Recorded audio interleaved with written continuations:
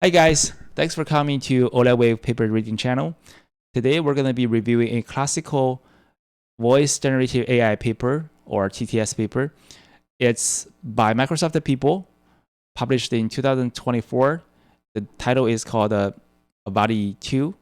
Neural codec language models are human parity zero-to-shot text-to-speech synthesizer. Their biggest contribution is they achieve the human parity for the first time, or say their speech is sounding as good as human beings' spoken speech. The two contributions they introduce here, which are going to be covered in the later on pages, are repetition-aware sampling, because that one refines the sampling process by accounting token repetition in the history. The second thing is called group coding modeling, which slightly accelerate or significantly accelerate the efficiency or the decoding speed of the speech synthesizer. Okay, and their experiment on the LibriSpeech and the VCTK dataset, they surpass the previous system. And I also want to mention that this time they also use the LibriVox, but they used a LibriVox with ASR labels, so that information contribute to their success of their model for sure. So this is the result, and you can see VALL-E regarding the naturalness score, which is a CMOS. It's better than any other previous published work, including their own VALL-E work, and also the similarity score, which is the orange one, is significantly better. And also they have a robustness score. I think that's related to their repetition-aware sampling. You can see it goes from minus 0.9 to above 0, okay, regarding the robustness score. So since this is a long review, I'm going to start off with the introduction. There are two key limitations or two key issues in the VALL-E and also other published work. Well, this first thing is called stability.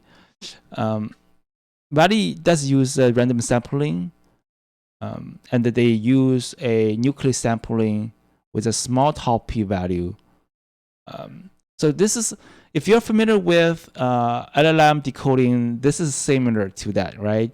For those of you who are not familiar, let me show you a very quick example. So at the time t, you have the decoder decode, or during the inference, it will generate, okay, this generative AI, right?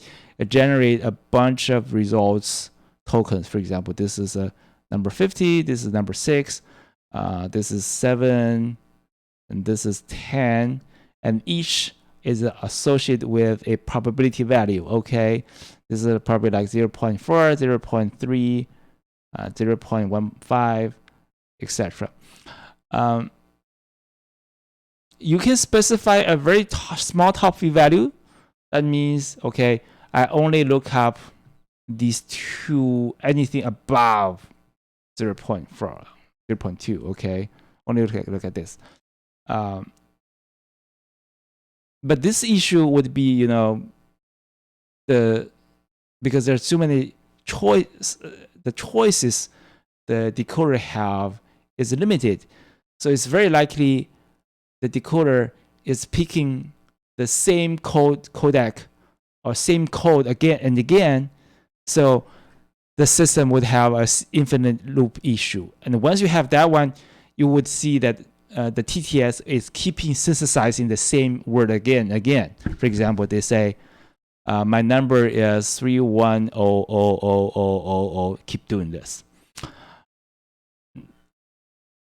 This causes instability. Or the second thing is called efficiency.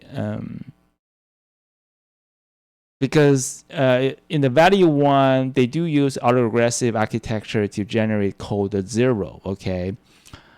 But this involves very high frame rate. so they would have a very slower inference speed. So it's very natural for them to consider that, okay, what if I can group codes together and I would estimate one group of codec together, or I wouldn't condition on one frame of code, but I would condition on one group of codes. Makes sense? There are some other works.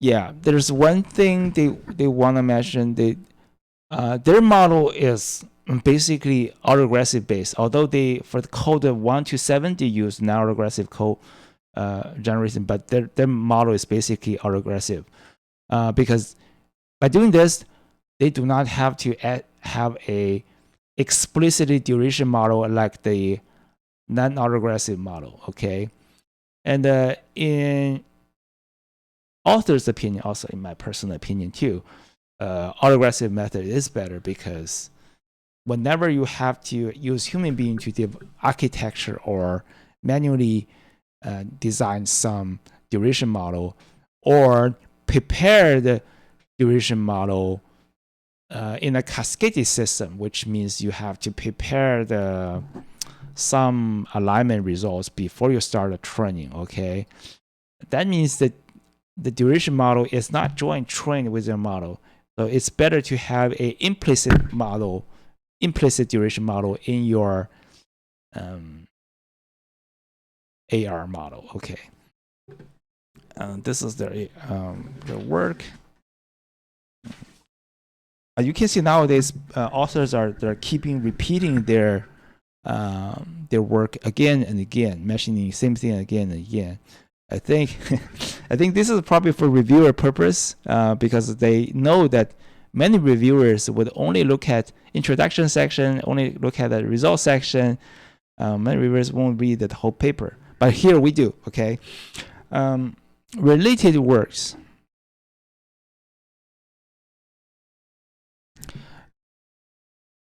This is VALL-E paper we have read. So this here they revisit their published work. The main contribution is they just represent the speech as a discrete codec. What does that mean? So suppose you want to synthesize speech Y with a prompted speech.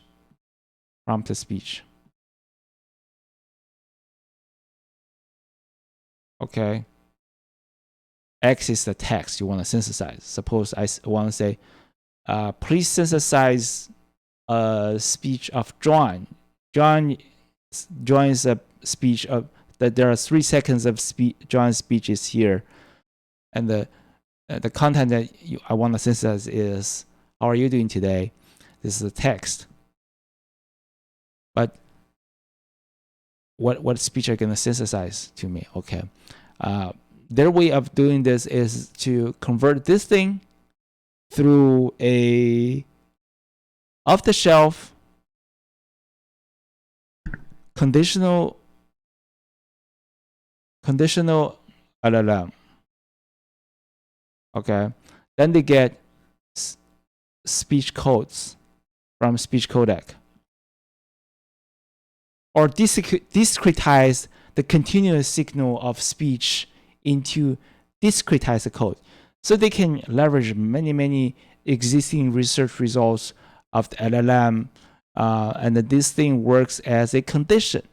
So this is why you see in the following paper and in their previous paper, they're keeping using the C, capital C, to stand the condition. Okay.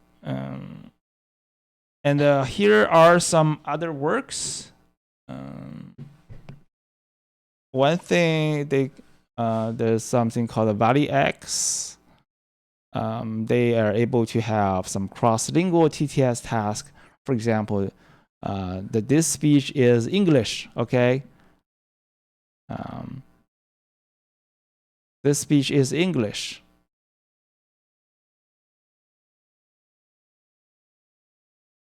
But can you synthesize Mandarin? The way they're doing this VALL-E-X is to add an extra condition symbol, which is language ID stuff. Okay, but this is very straightforward. Okay, but this is novel. Okay, nobody has done this before the VALL-E X. And also make a voice. This is by Tencent people, Tencent AI.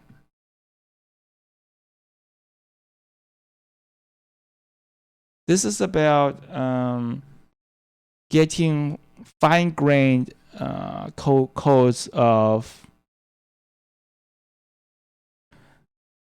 getting the fine grains of these code. They can have semantic codes. Semantic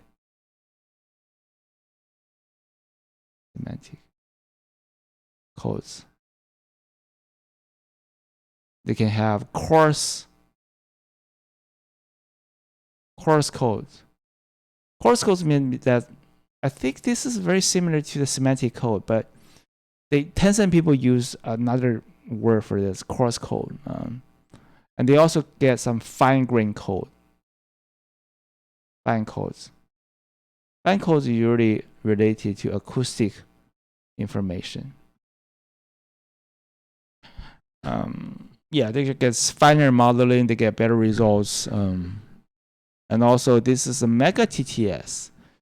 I have to say that I haven't read the mega TTS paper, but maybe I will read it. These are by ByteDance people. Mega TTS. It seems to me that the mega TTS and the make a voice are in the same category. They just always want to have multiple attributes of speech, like we shown here, and get better results. Mega TTS only model the partial attributes, which this is different than make a voice. Okay.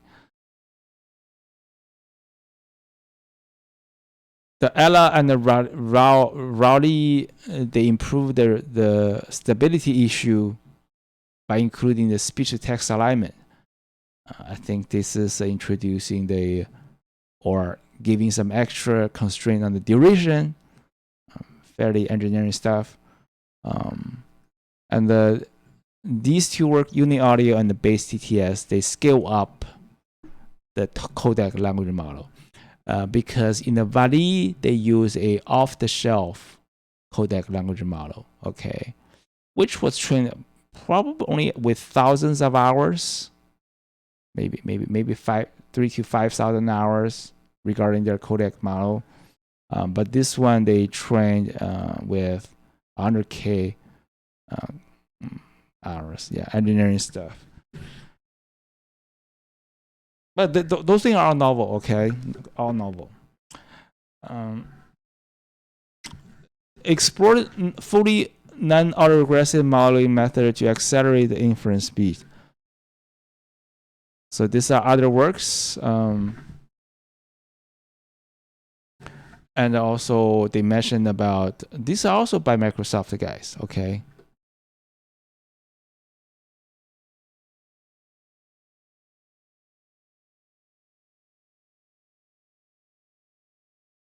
Also by Microsoft guys. So if the meeting ends, okay, just re-enter into the meeting. We will continue from there, okay? I will start a new meeting. You just enter the meeting, okay? Natural speech and natural speech 3 are by Microsoft people. And the voice box and audio box are by Meta. Diffusion model is very popular. I have read the paper of ByteDance work, DTAR. Check the keyword DTAR. It's a diffusion model. And the Meta guys, they use a flow matching method. So I guess you all know the difference between the flow matching and the diffusion model. Flow matching can be also regarded as diffusion, but the only difference is that for diffusion model, You go from the noise to the actual image or speech in multiple steps, okay? But the flow matching is just going from the noise to speech in one single step.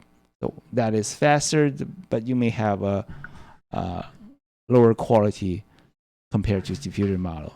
But it's much faster, okay?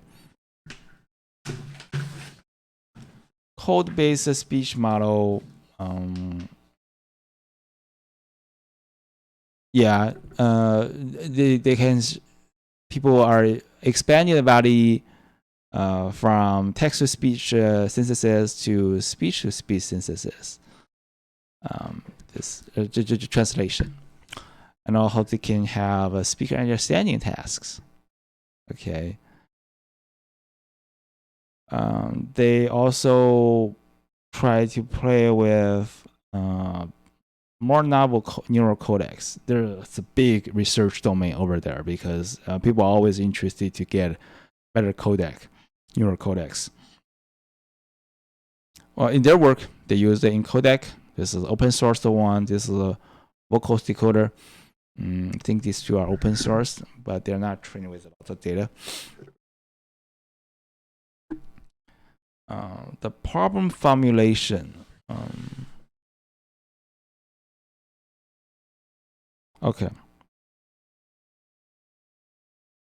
So the main purpose of why they introduce this group codec language model is because they want to partition the codec sequence into group of certain size. Okay. And the model each group of codec code as one frame. Okay. They get rid of frame rate constraint and reduce the frame rate by integer multiples. So it's beneficial for inference efficiency, but overall speech quality by mitigating those long context modeling issues. What does that mean? I think what it means that sometimes the speech can get very long, like more than 20 seconds. But when you group things together, in the past, for example, your window size is 10, something like this. But now you also still have a window size of 10, but suppose your group size is 2 or 4, then you have a window size of 20 or 40. So you can look at longer context modeling, okay, method, okay. Well, these maths, I think it's very straightforward if you have watched our VALL-E 1 work, paper reading. The only thing is that you see in the VALL-E 1, the CG or C would be written as this way. This is VALL-E 1. And this is VALL-E 2. So you see the grouping here, okay? Regarding the inference, it's very straightforward. It's just the autoregressive. This is autoregressive, right? Based on history, what's the next group of code? Okay. So let me write it here for you. It's about how to predict next group of code.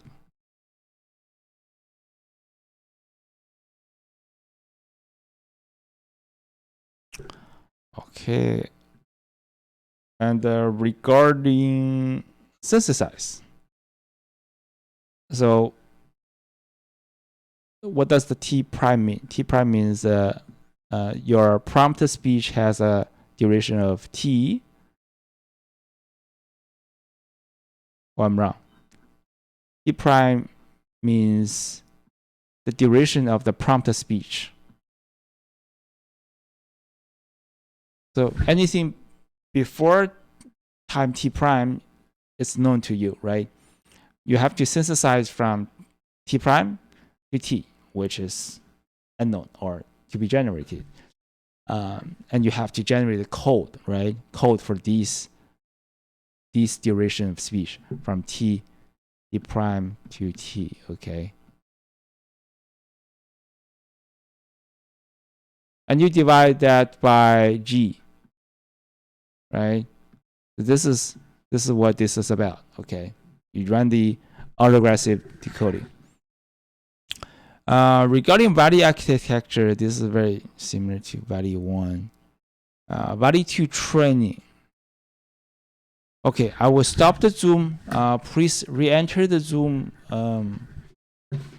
and we're gonna take about 30 minutes. Okay.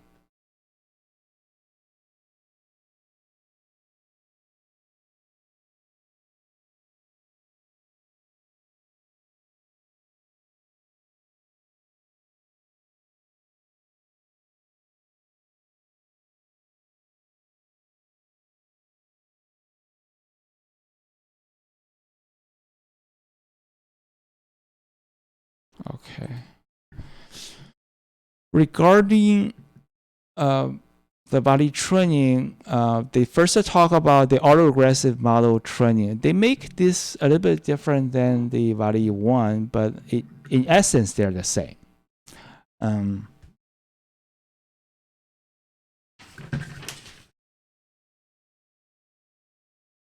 So it's all about, so they have two sections, 3.31 autoregressive model training, and also 3.3.2 non-autoregressive model training. These two sections are all about how to estimate the code, capital C, okay? For this autoregressive modeling, let me use AR for this. Their code, they have 8 columns, okay? This is why you see this thing here. You have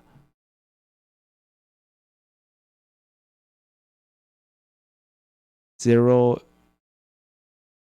to 8. That makes sense? 0 to 8. This one's better. And then this is, let me use a J here. This J stands for this. And J, this one J equal to 0. Only use our AR for estimating the first column of code. Okay.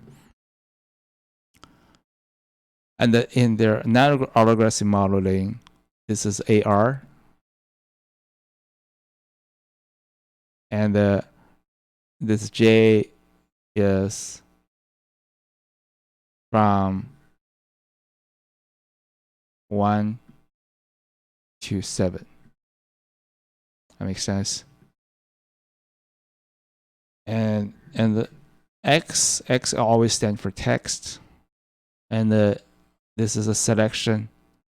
Well, once they select things from X using the what do you call that? Text tokenizer. They get the embedding of the text. Okay. And then this is, what does L mean?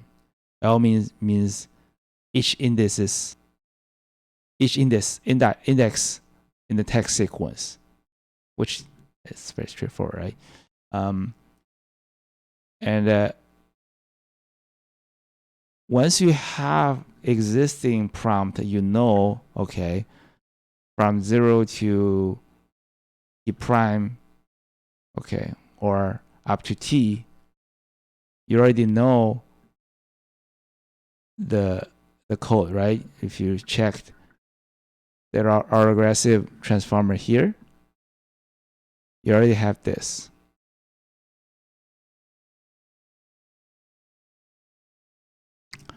And then you pass that through the code embedding matrix, and you get a code embedding sequence.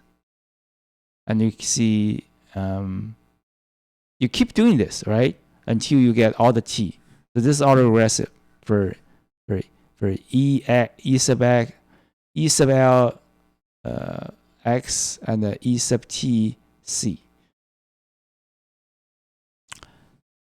Then once you get this, you group them together, okay? Group them. This is group 1, this is group 2, blah, blah, blah. I think they call it group 0. Group G, okay? Or the size of it is group G. The total number is T over G, okay? and then you send it through each group of code to the group embedding matrix. Then you get a group embedding sequence, e.g. Okay.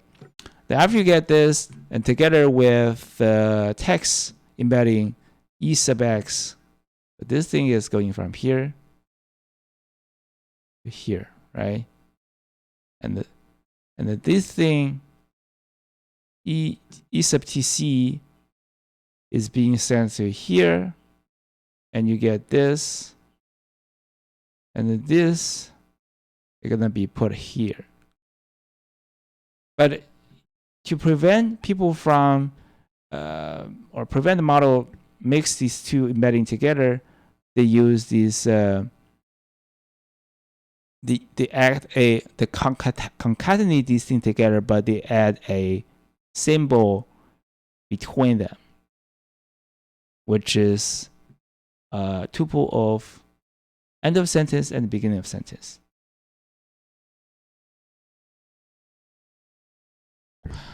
And then the rest is straightforward because they have group coding. You have to change this with 2 steps. The first step is, you estimate within the group of code. Okay, you have to. So if you want to estimate a group of code, you just estimate one thing after another one, right? And after you get everything, then you sum the probability, log probability together, and use as a dependency or history for estimating the next group of code. This is what the equation 11 is about. Makes sense. In the non-autoregressive modeling, which is very similar, but the only thing here, let me draw something for you, which is, so this is from time to t prime. And given a t, for this duration, it's all about prompt speed, right? From prime t to t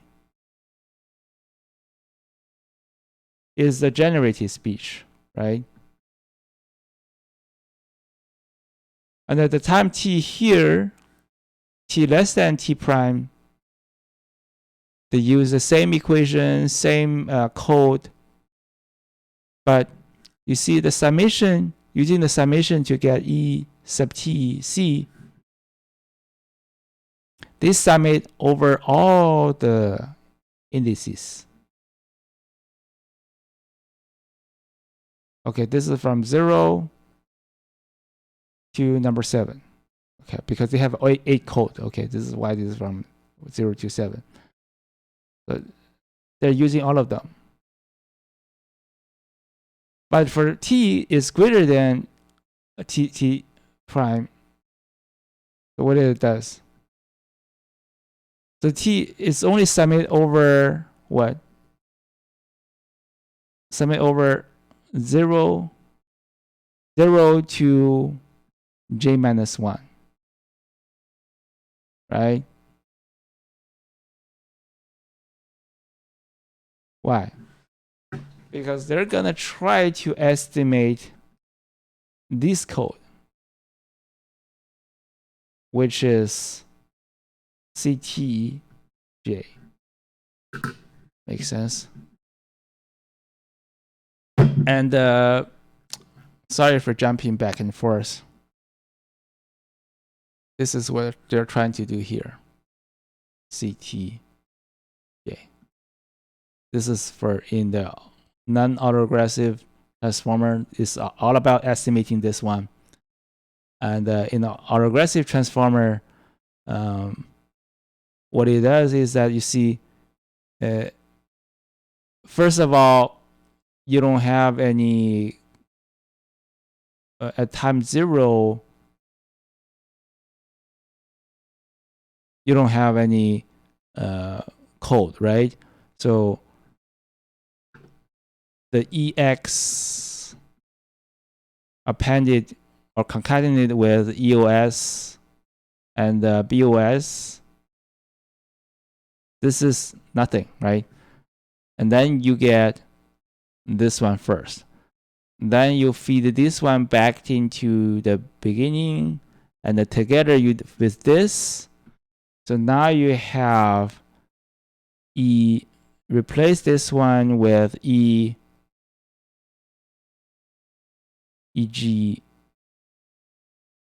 E0G, I think. Is that okay to present like this? Now you have EG, okay? EG is not empty.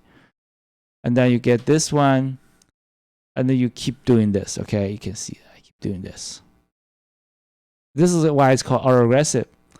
But in a non-regressive transformer, and you can see the attention is attended to all tokens. So instead of, if you want to estimate this one, you would take all the inputs to get this one, right? Make sense? This is the difference between them. And but this one, you keep doing this until you reached the EOS. The EOS symbol is generated automatically. I don't think they would stop that, set a stop criteria. This is why the duration model in the autoregressive model is implicit. And then once you have this, it determines the duration of the speech, right? Then within the amount of the codes you generate of code 0, then it's gonna be used here, and then you try to estimate with this NAR. You try to estimate what the code at 1, right? Code 1, and then with this, and then you pass through the another autoregressive again, and to get what C2, and then you keep doing this until you get all the codes from 0 to 7. So in the end, you will get a code size of CT times J, which J equals to 8 in their case. Make sense? Yeah, I will skip this one because I already explained that. Inference, I think it's very straightforward. But the only thing inference you have is a, yeah, this is the architecture, right? For those of you who are not interested in training, you can look at this. This is what I just explained. Inference input, this is recording. Recording, you pass that to the auto codec encoder, and you get the codes here. And the text tokenizer, you get a text embedding, and with this serves as a condition. So you use this condition to synthesize speech. And then you see, for this code, they're going to be passed through audio codec decoder. Make sense? And then you synthesize the speech. And the only thing is different than the body 1 is the repetition aware sampling.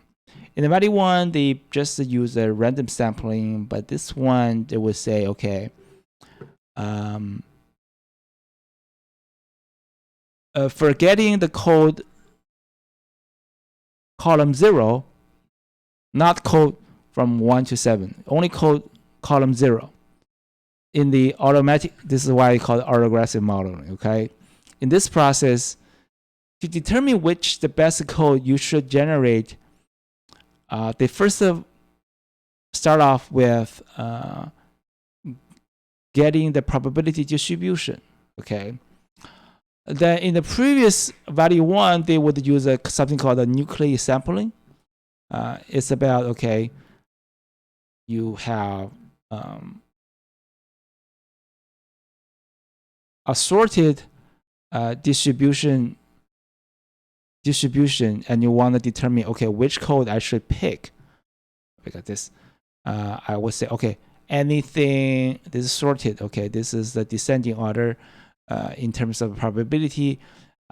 Sometimes we'll say, okay, anything above 0.4, I would sampling from those ones, okay, 0.5, maybe this is also 0.5, 0.45, this is 0.111, etc. But this issue is that they have observed that by using this one, they would keep, sometimes they would repeating the pattern because the system, for whatever reason, tend to select the same pattern of code again and again. But this one, they're just doing, say, okay, we're implementing an ad hoc window size of k. So anything, if I saw, okay, in the past, the window size of k, some samples keeping being picked up, I would randomly sampling another one. Okay, in this random sampling, there's no nucleus sampling, there's no p-value, there's no top p-value. Okay, sometimes, you know, the very low probability, for example, something like 0.001 can be selected. Oh, but they do this one to avoid have infinite loop of sampling the same code. Okay. But I would see some more analysis about that, but this paper doesn't have the repetition aware sampling analysis. They only show some results. Okay, experiments. Regarding the data they have something called a Libri heavy corpus. This is a Libri light corpus passed through a ASR decoder and probably some post-processing. So in the value 1, they only use the LibriVox. So this time, the extra information is the ASR results of the recordings. Okay. Why they have this?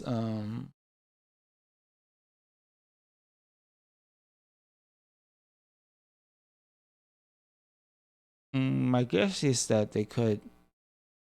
In the past, I think they only use the VCTK database, right? VCTK has labeling, text labeling of what people are saying.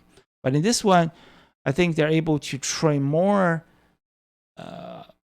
source speaker and target speaker pairs with labels. You know, the amount of training samples they have, more training data.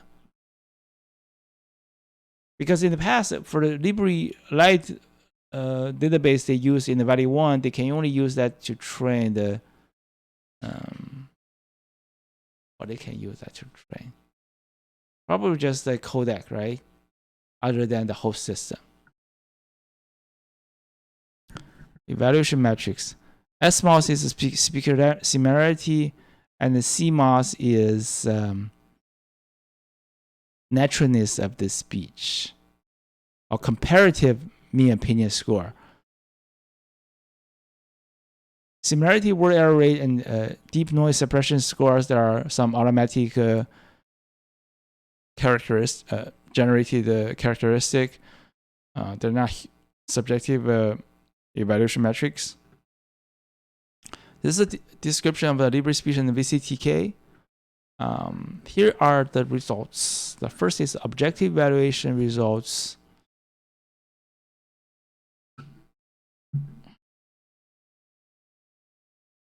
The ground truths. They're comparing the ground truths because you can have a person's voice A, recording A, and ask to synthesize the recording of speaker A with different context, right? For example, I say orange, and they will want to synthesize apple, and then you compare the similarity between these two ground truths. Sometimes the similarity is not 1.0. Okay, this is what you can see here. This is codec. Oh yeah, this is codec means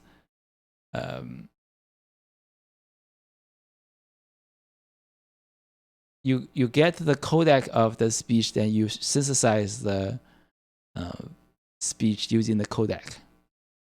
then you won't get the original voice, right? And then you can see the similarity went down a little bit. The reference utterance as a prompt, this is very interesting. I think this is the first time to use these settings in it because they do have a lots of training samples now because they have Libri ASR, right? What do you call that? Libri Heavy. They have Libri Heavy, they have the transcription. So in this case, they send the voice of Apple of that speaker into the system and asks the system to synthesize Apple again. This can be used for training, okay? But I personally felt this is not appropriate because in the real scenario, you would never try to synthesize. Sometimes you will never try to synthesize the same speaker's voice again. Right. Try to synthesize the same speaker, same spoken content again. So in the value 1, you can see in value 2, the similarity went up. See, what does the 5 times sampling? That means you synthesize the speech 5 times and you pick up the best one, the best similarity score. That means you have, it's some like oracle results of the speech recognition. This is just I think the purpose of seeing the upper bound of the value 2, see how good they can get, or say whether the other purpose is to see whether the value 2 is robust. Because if the single sampling result is significantly lower than the 5 times sampling, which is the best result out of 5, that means that the algorithm is not very stable, right? Or not resilient. Objective evaluation.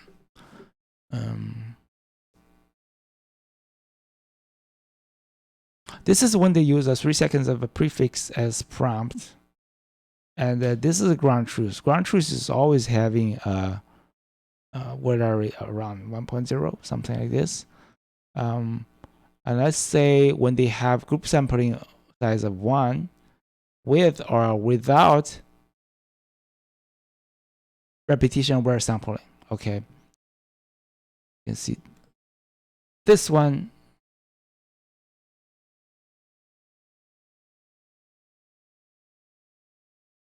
Well, thank God I'm not a colorblind, but I felt that I'm a colorblind now. In this one thing, right?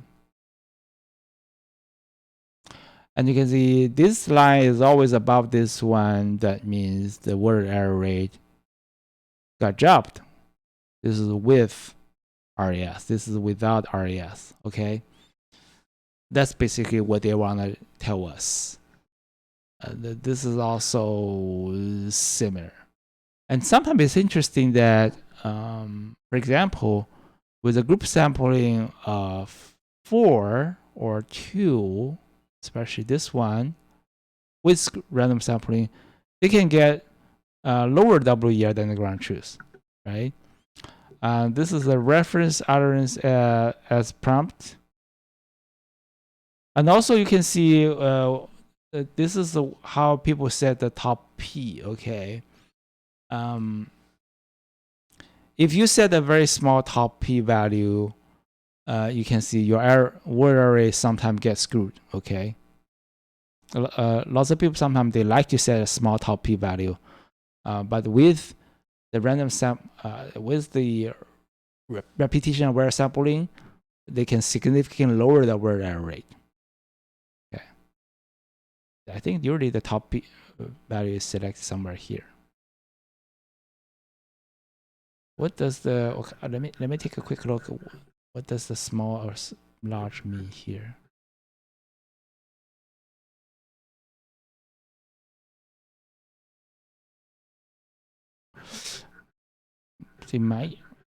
people usually might just choose a large top P, I think.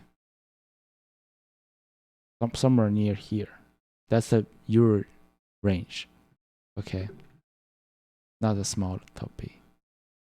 And you can see if you just include the group size of too much, for example, group size of 8, and then you would see these Wheeler array went up significantly.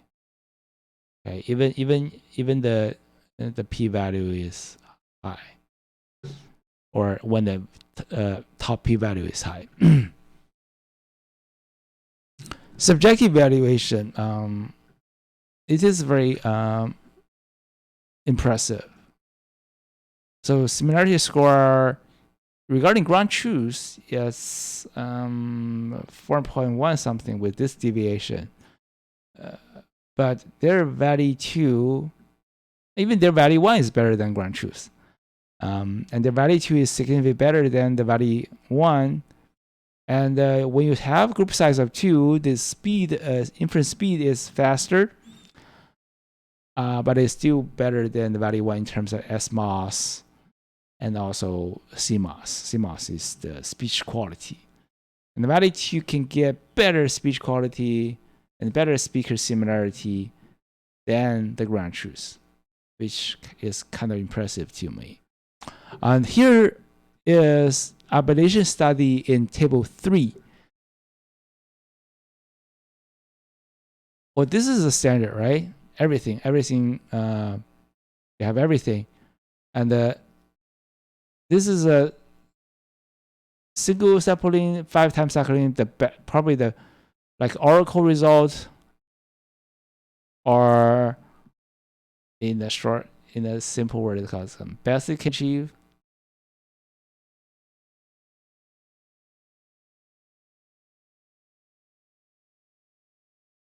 Okay, the best you can achieve. And you can see, if you look at those numbers, you can see their single sampling is fairly stable. It's almost the best that you can do, right? And without prompt input,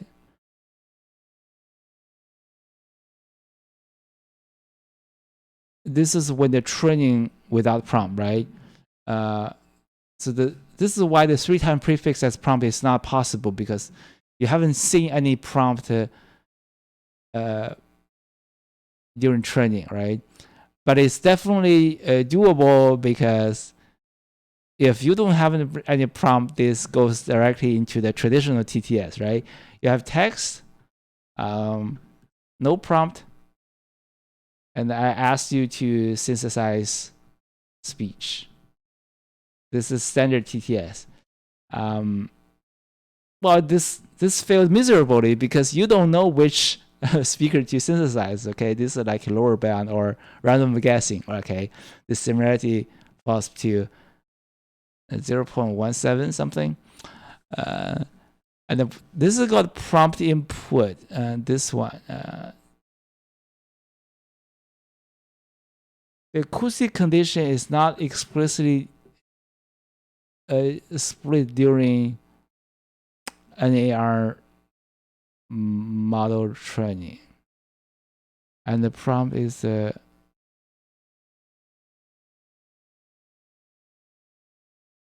acoustic condition is not explicitly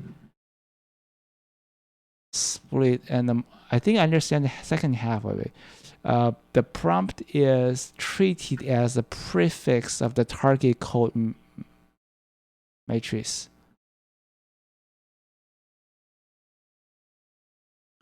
I think this is what it means here. Remember I mentioned that this here, they assume that, okay, you don't know this prompt. Even during the inference, I'm not at the time t, when I get these vectors, for this vector is the same, but for this vector, I'm not using the information above j minus 1. Okay, I'm just throwing this codes from j to 7. Okay, I'm using less amount of information, and you can see what I can get.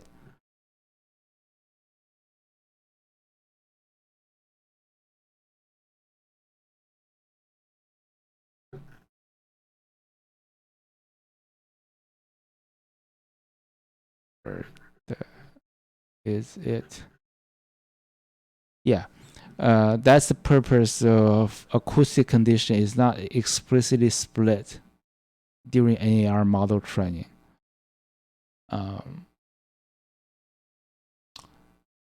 And you can also, for the AAR model, you can also throw away the prompt input because you already have some of the information, because the AR model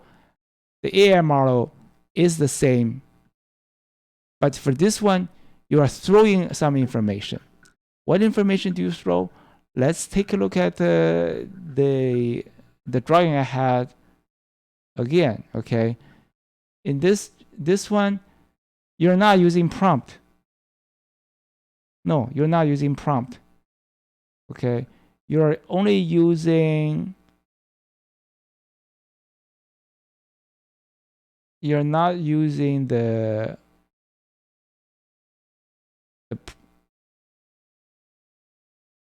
code from the prompt. Okay, you're only using things from T prime to T. This is only code you're using. Okay, you're not using this one, but you are using C, the zeros column of the code. You're using this one. Otherwise, you won't get anything. Okay. So you're using less amount of information. They're not doing very bad. You can see they get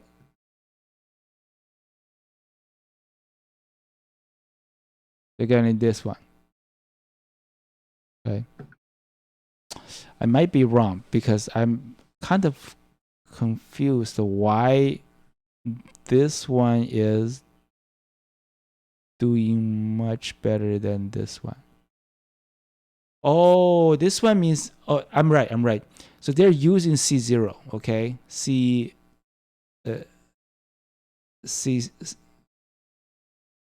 column 0. They're using this one. But they're not using C.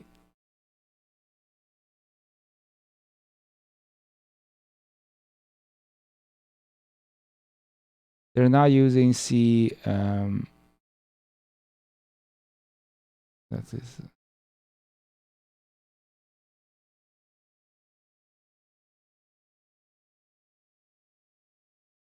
This is from 0 from time 0 to T prime. Okay, they're using this, but they're not using C from 1 to 7. C semicolon 1 to 7 row, and 0 to T prime. This should be T prime. Okay. What's next? The text input. This is strange to me. They can synthesize without knowing the text. Oh, they know this thing. They have this in the AR. Okay. The EX embedding is used here, but the EX embedding is thrown away here. So you have to, you know what you're trying to synthesize. The only thing you don't know is when you run the AR model, after the AR model, you don't know the ES, but you get decent word array. Okay.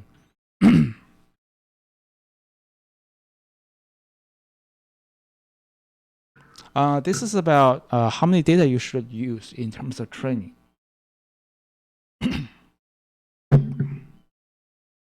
You can see, I would say in my observation, 10K hours the similarity score start to saturate, right?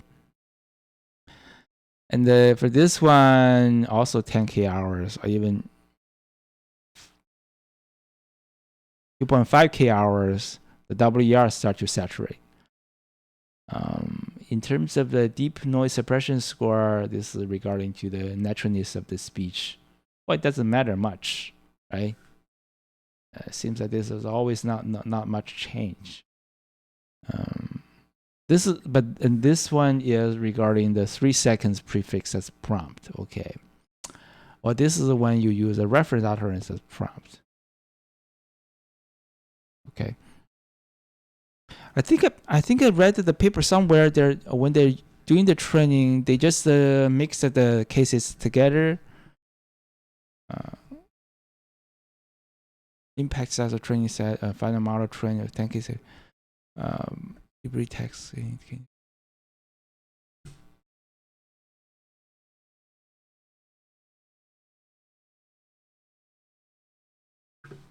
Oh, the training data is always this amount, but these are different tasks. Okay, this is task 1.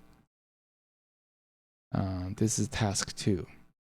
Okay, this one saturated at 10 too. This is weird. You know, this is the blue one. They have to look at this, and this is around 10K. This doesn't make much difference. What does the table 4 mean? It's the same thing. Okay, the only thing is they switched the LibriSpeech text clean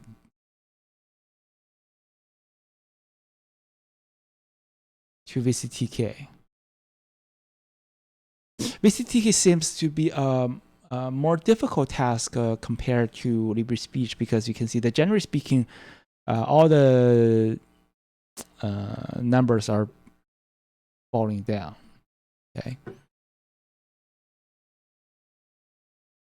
I would skip the VCTK evaluation results.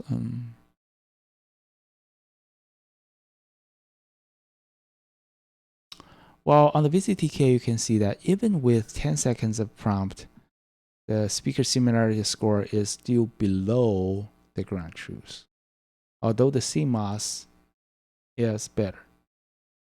See? This is better. This is also better. But with 3 seconds of speech, the CMOS is the same. I just wonder whether the human being, because they hire native speakers to evaluate the speech, it's probably 3 seconds of prompt is difficult for them to tell. That's why you see for 3 seconds of prompt, the SMOS score is lower than this one, right?